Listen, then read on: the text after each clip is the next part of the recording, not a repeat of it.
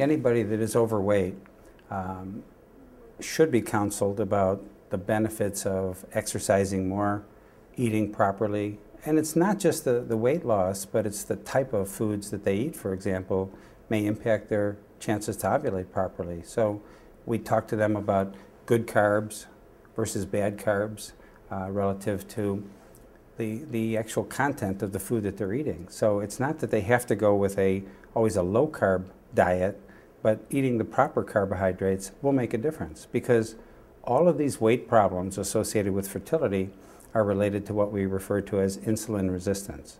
And if the woman's body produces excessive insulin in order to keep her blood sugar levels under control, that extra insulin is what causes the abnormal hormone changes. The main problem is we all like the donuts and the Krispy Kreme, and those have carbs, but eating 7-grain bread is a good carb. It's not necessarily as exciting, but it does a much better job because it doesn't cause the spike or the elevation in insulin like a donut will do.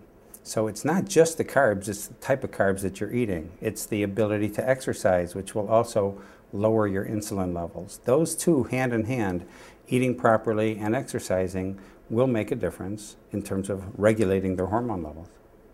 It's been clearly shown in a number of good studies over the last decade that as little as a 5 to 10% weight loss will translate into higher pregnancy rates, regardless of whether a patient is trying on her own, doing fertility drugs, or doing IVF.